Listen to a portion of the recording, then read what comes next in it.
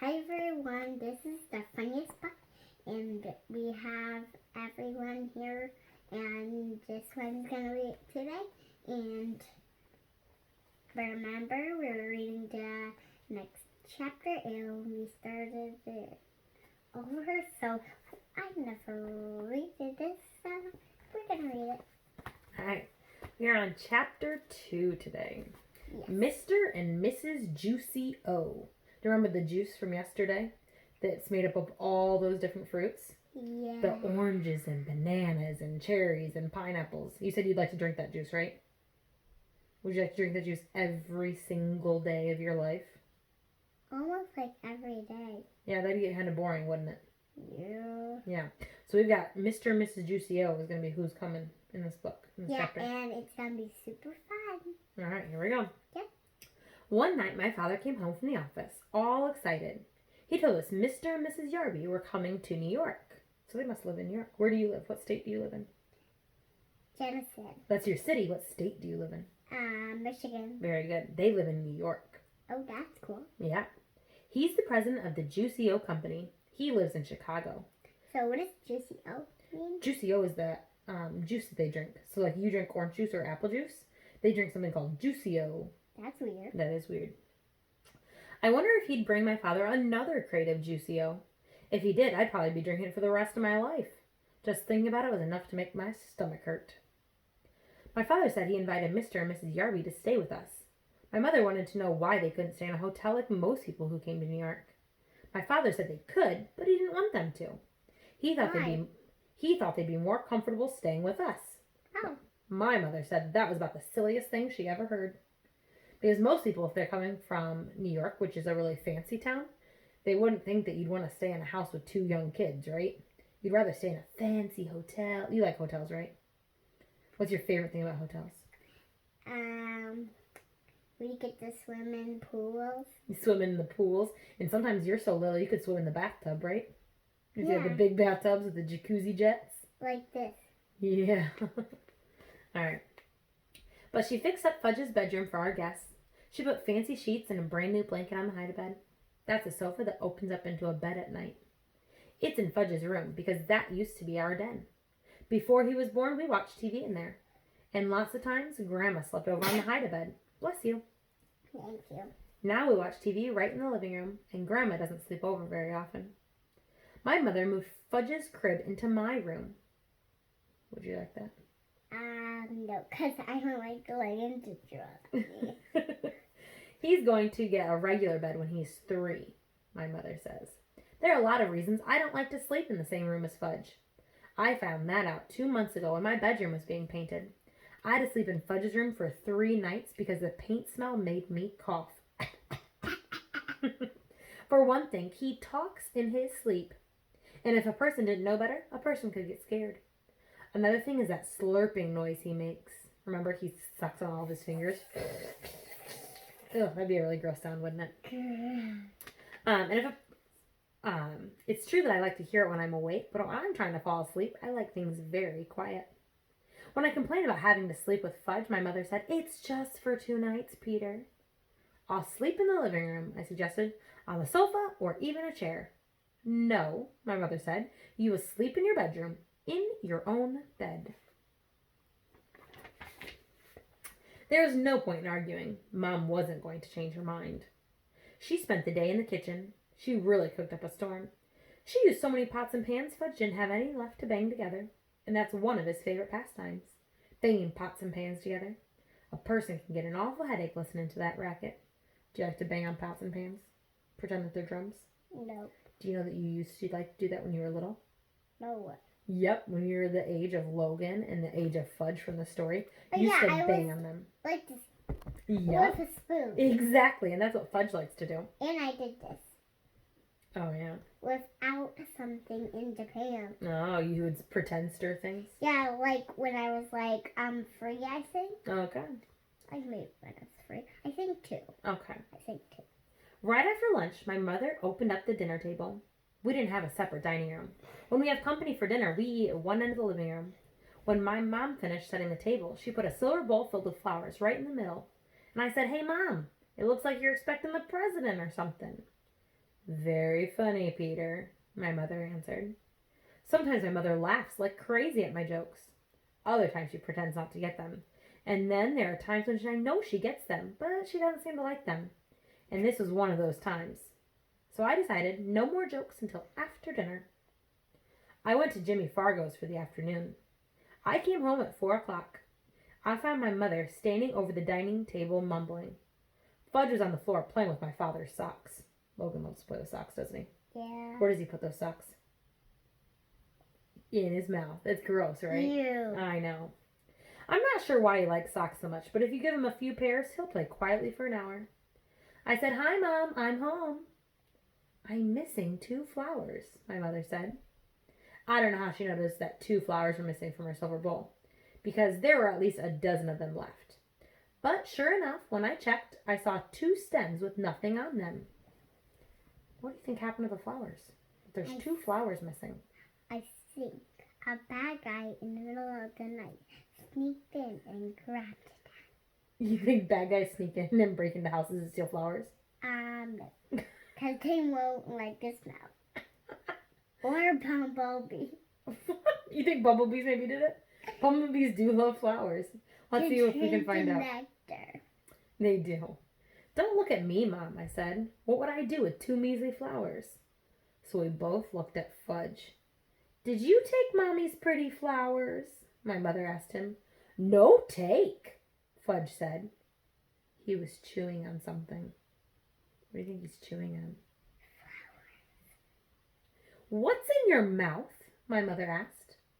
Fudge didn't answer. "Show, Mommy." "No show," Fudge said. "Oh, yes." My mother picked him up and forced his mouth open. She fished out a rose petal. It's the flower. Yep. "What did you do with Mommy's flowers?" She raised her voice. She was really getting upset. Fudge laughed. "Tell Mommy." "Yum," Fudge said. "Yummy, yummy, yummy." "Oh, no," my mother cried, rushing to the telephone. I know, isn't that ridiculous? Could you imagine if Logan ate flowers? Yes. That would be pretty bad, wouldn't it? Yeah. And you could get a tummy ache or a backache or all the aches. All the aches, exactly. So the mommy is starting to cry right now. She's running to the telephone. Who do you think she's going to call? The police. The police. Or the doctor. There's a good guess. Okay. Yeah. She called Dr. Cone. She told him that Fudge ate 2 flowers. Dr. Cone must have asked what kind, because my mother said roses, I think, but I can't be sure. One might have been a daisy. There was a long pause while my mother listened to whatever Dr. Cone had to say.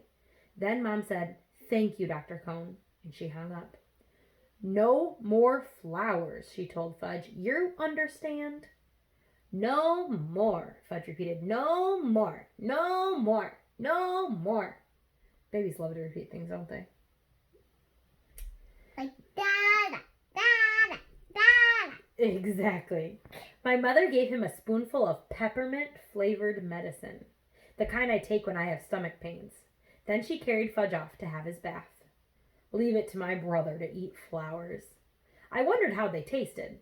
Maybe they're delicious and I don't know it because I never tasted one, I thought. I decided to find out. I picked 1 petal from a pink rose. I put it in my mouth and tried to chew it up. Does that sound like a good idea? No. But I couldn't do it. It tasted awful. I spit it out in the garbage. Well, at least now I know I wasn't missing anything great.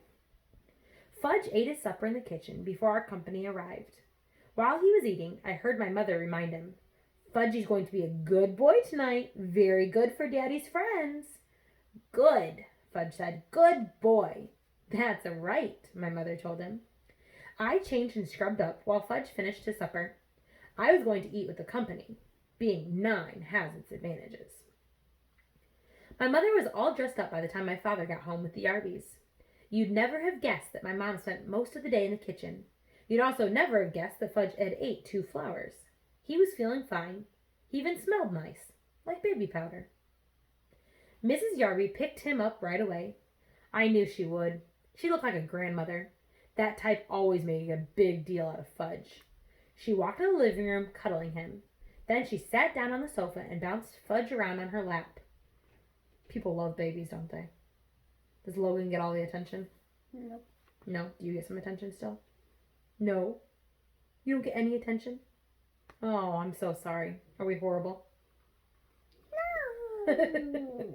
Okay, good. We're All right. good. Isn't he the cutest little boy? Mrs. Yarby said. I just love babies.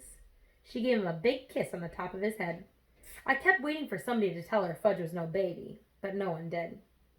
My father carried the Yarby suitcase into Fudge's room. When he came back, he introduced me to our company. This is our older son, Peter, he said to the Yarbys. I'm 9 and in 4th grade, I told them. How do, Peter? Mr. Yarby said. Mrs. Yarby just gave me a nod. She was still busy with Fudge. I have a surprise for this dear little boy, she said. It's in my suitcase. Should I go get it? Yes, Fudge shouted. Get it! Go get! Mrs. Yarby laughed, as if it was the best joke she had ever heard. I'll be right back, she told Fudge. She put him down and ran off to find her suitcase. What do you think she brought him? You don't know. Let's see. She came back carrying a present tied up with a red ribbon. Ooh, Fudge cried, opening his eyes wide. Goody! He clapped his hands exactly. Mrs. Yarby helped him unwrap his surprise. It was a wind-up train that made a lot of noise. Every time it bumped into something, it turned around and went the other way. Fudge liked it a lot. He likes anything that's noisy. I said, that's a nice train. Mrs. Yarby turned to me. Oh, I have something for you too. Peter. I reminded her, my name is Peter. Yes, well, I'll go get it. Mrs. Yarby left the room again. This time she came back with a flat package. It was wrapped up too, red ribbon and all. She handed it to me. Fudge stopped playing with his train long enough to come over and see what I got. I took off the paper very carefully in case my mother wanted to save it, and also to show Mrs. Yarby that I'm a lot more careful about things than my brother. I'm not sure she noticed. My present turned out to be a big picture dictionary, the kind I liked when I was about 4 years old. My old one is in Fudge's bookcase now. I don't know much about big boys, Mrs. Yarby said, so the lady in the store said a nice book would be a good idea. A nice book would have been a good idea, I thought, but a picture dictionary? That's for babies. I've had my own regular dictionary since I was 8. But I knew I had to be polite, so I said, thank you very much. It's just what I've always wanted. I'm so glad, Mrs. Yarby said. She let out a long sigh and sat back on the sofa. My father offered the Yarbys a drink.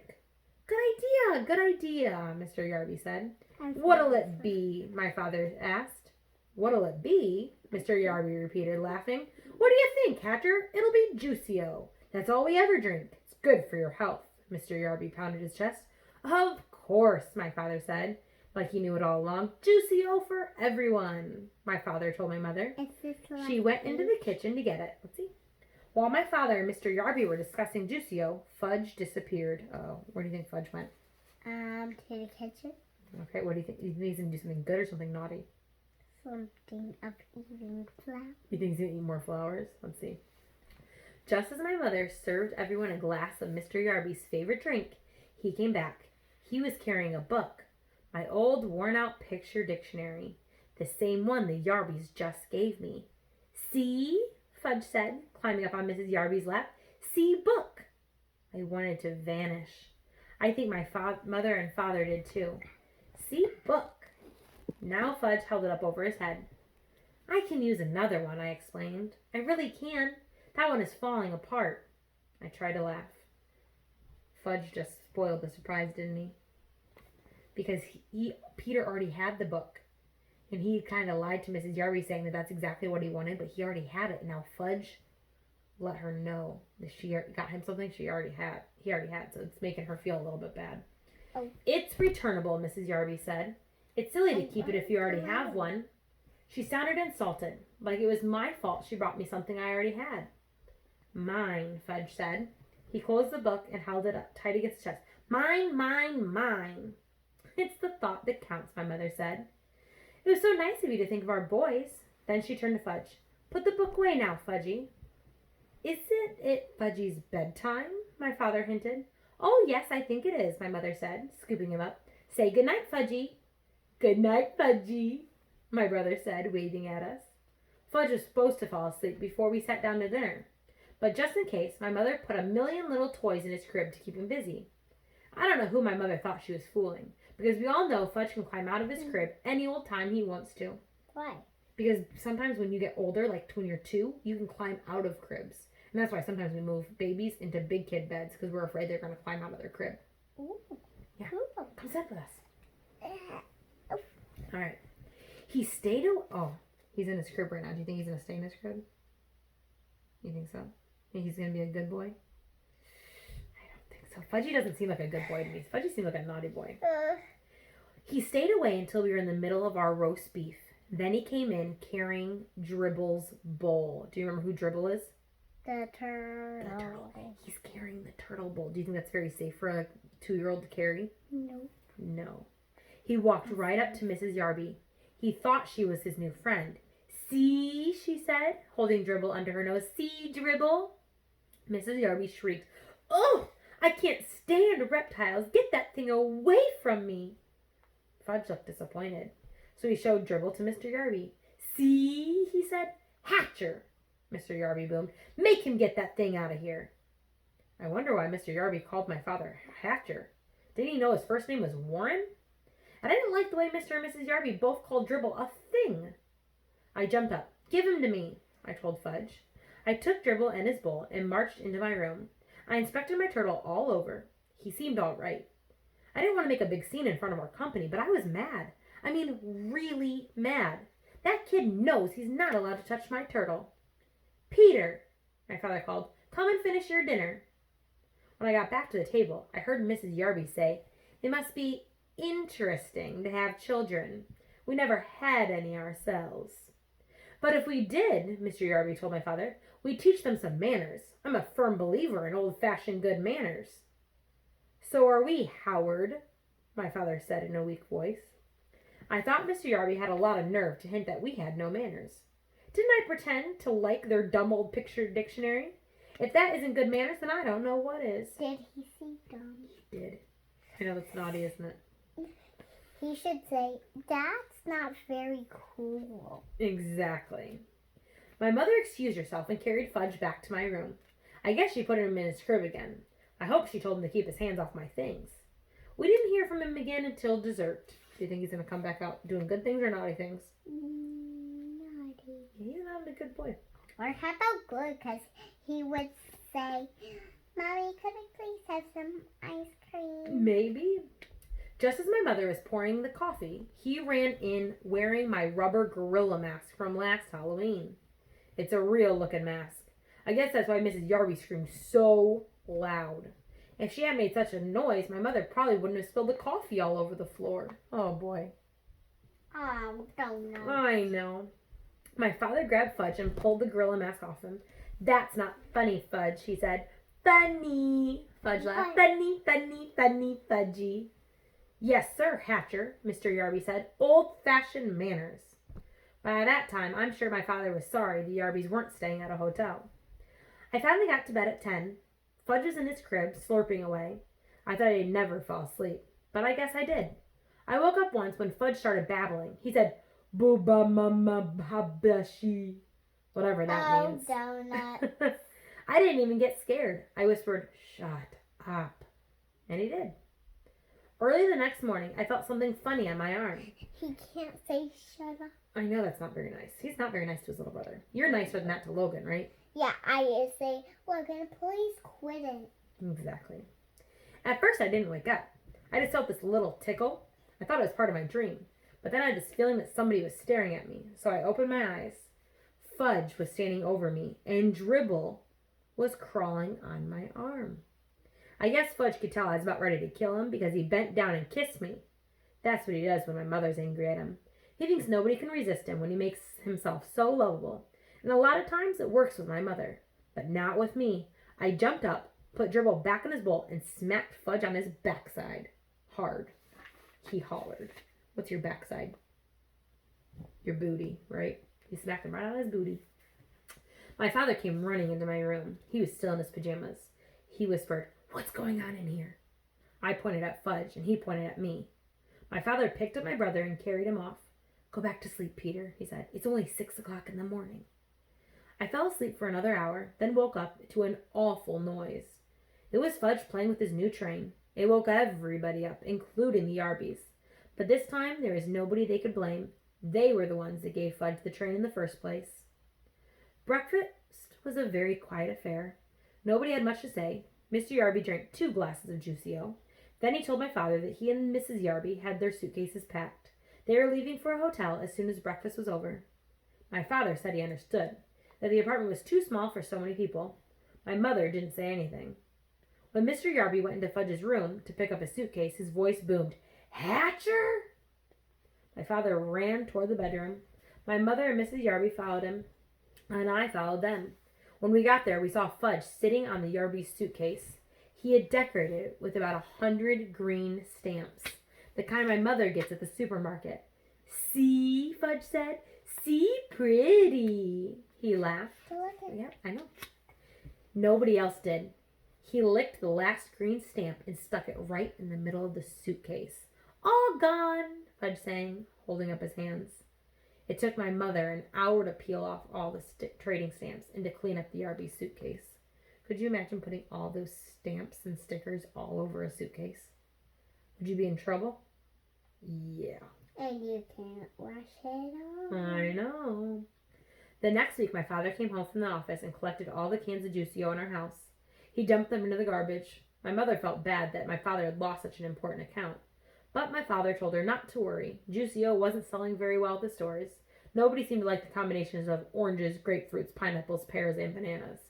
"You know, Dad," I said, "I only drank Juicio to be polite. I really hated it." "You know something funny, Peter?" my father said. "I thought it was pretty bad myself." And that's the end of our chapter. Okay. Bye, everybody. See you in the next tomorrow. Bye. Bye, guys.